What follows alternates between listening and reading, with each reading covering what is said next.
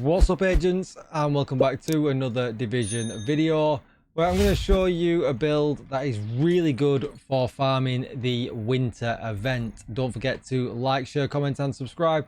Let's get straight into it. Now, I've updated this build a little bit since I last published it. I actually recommend this build for retaliation as well. It does a really good job, especially if you are going in solo.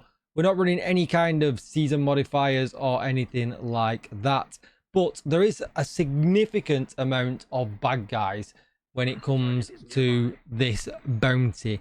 All of the little minions that run around, as well as the Krampus that really does like to push you as well, and it can make it a little bit different. As usual, I am all red. I'm not got any blue in, but when I show you the build afterwards, do feel free to build some of that blue survivability in if you wish.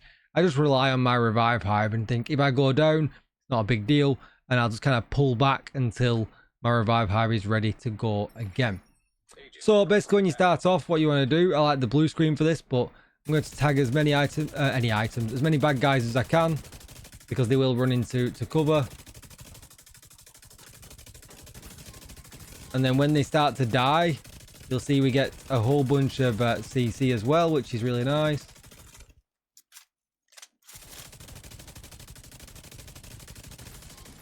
And you know, it's as easy as that. And yes, we are a little bit squishy. We are all red, but I really don't find that it causes me too much of an issue, because apart from that kind of initial setup period, all of a sudden you start killing really quickly.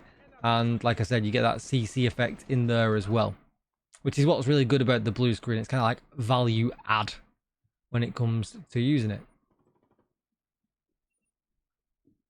And this is more useful as well, especially if you're running it solo. But I mean, if you do die on this, is it really the end of the world? Nope, because essentially it gives you more chance to farm keys. You know? Come on, sir. Are you coming up or not? Oh, there's one there.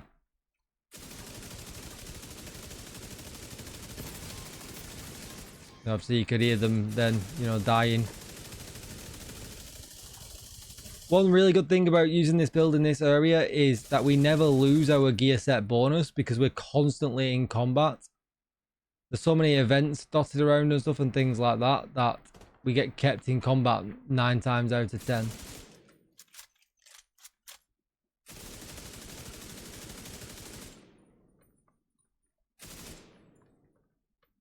Guys are obsessed with just hiding.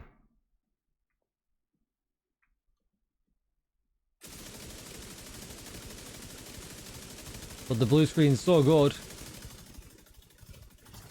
We're just going to take you out like that. How did this guy survive? Alright, we're just going to very quickly check for keys. I don't want to miss any of them.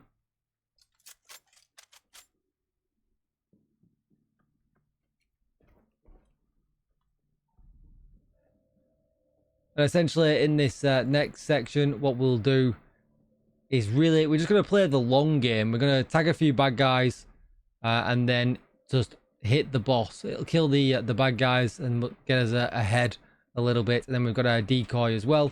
We're going to use these free bullets that we get. Why not? You know, you kind of come over here and see, the boss is just stood there in the middle, and I've got a few over there that I can tag really easily.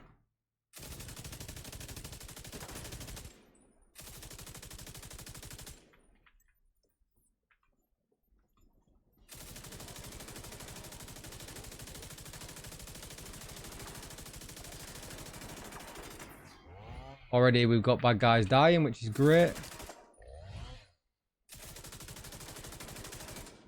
Just be careful in this area as well. If you do get some bad guys that are awkward like that could be snipers, definitely with, you know, tagging them, because they can cause you pain. That's the target agent. But there's one dead, gives us a bit of relief, gives us a bit of CC. And we'll just kind of do the same again here now. If we can tag these guys like that.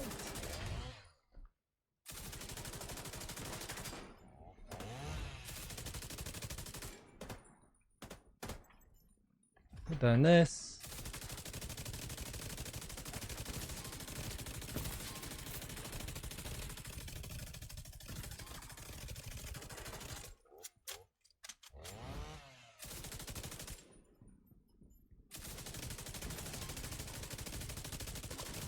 You know, and that CC, it just really gives you so much relief when running around the arena.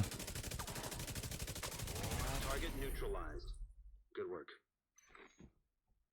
And then, That's another is one that it? down. Good job, Agent. Yeah, because we're being kept, I think we're being kept in combat with something outside the map. But yeah, that's always just kind of my my play, right? Tag what you can, shoot the boss. Tag what you can, shoot the boss, and yeah, you'll clear it out, no problems whatsoever. I know a lot of people really don't necessarily need a farming technique for this because most people have killed him once and then you're just farming for keys anyway at that point. But I've got no keys drop. I have been super unlucky in this run. It's very, very varied. Anyway, that's enough talking. Let's take a look at the build itself. So here it is. I do recommend running the blue screen with this, but running the Bullet King, although it is low damage, there's no reload, and it actually works fairly well with the negotiators because of the no reload and the amount of sustained damage you can just constantly put out.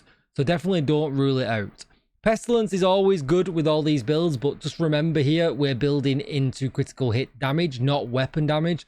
So the ticks on the Pestilence won't do as much damage as perhaps an all red build, a Coco build, or something like that, where the bonuses that you get are weapon damage, you know, strikers and all that other good stuff.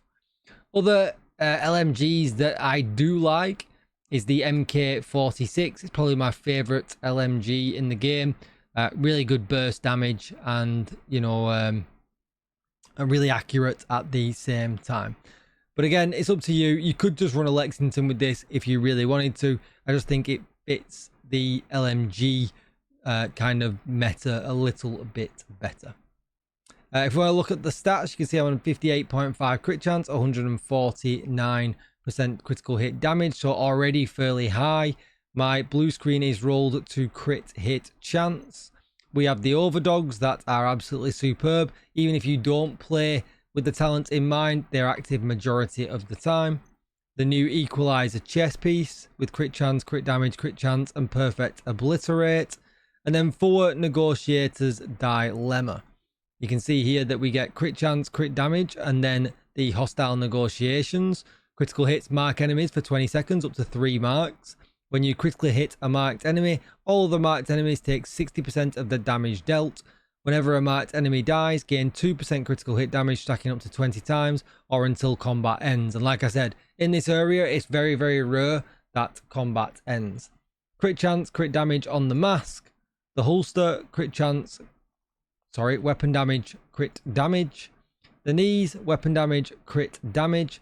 And then the backpack, which has got double crit damage on, but then it takes the 60% up to 112%, meaning the damage, the offset damage, so not the person that you're shooting, the one that's got marked, actually takes more damage than the one you are shooting, which is a crazy good buff from a while back when this set got buffed.